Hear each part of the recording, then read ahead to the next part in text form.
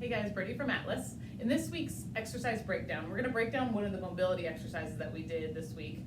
We're taking a little bit of a break, getting some mobility stuff instead of exercise this week, recovery. So we're going to break down the world's greatest stretch. That one had a lot of different moves to it. And it's also a really great move if you want to just move everything and you want to get it done in a quick amount of time. So if you've just been sitting for a while and you need to just get up and move something, this is going to work your hip mobility, particularly your hip flexors, but also your glutes. It's going to get ankle mobility. It's going to move your mid-back or your thoracic region. It's going to get a little bit of neck mobility as well. It's going to move your arms through ranges of motion. It pretty much gets the whole body at one place or another. Oh, and hamstrings is the last one. So it's a really great move to get a lot done in one movement in a short amount of time.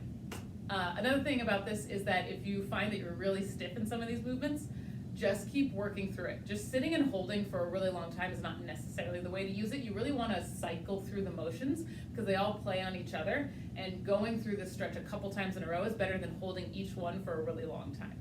All right, so we're going to start by putting your foot up in front of you. And the first movement is to get the hip flexors. So we're going to go arms up to the ceiling. I like to do palms up.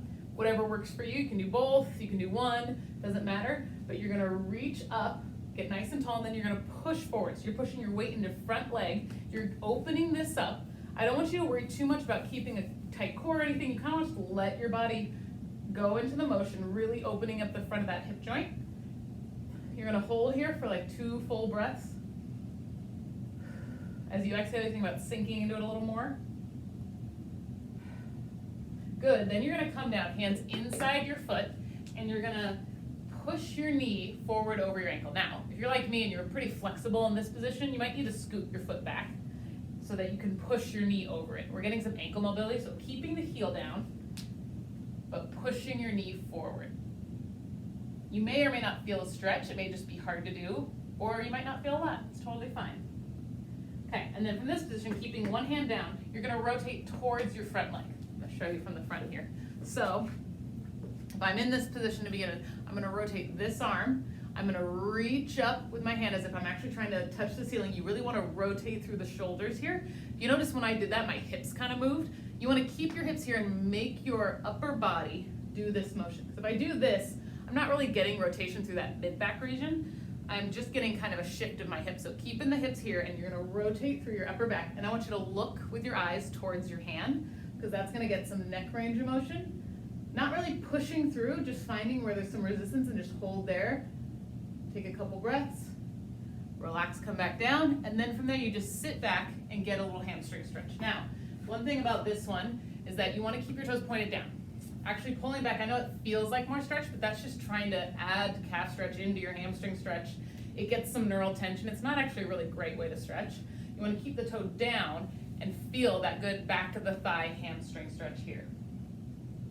Good, okay, let's switch and go the other side. So again, foot forward, I'm gonna go this direction so you can see. Arms up, you're going to lean forward. Again, letting this open up, letting your hips and your back open up this way.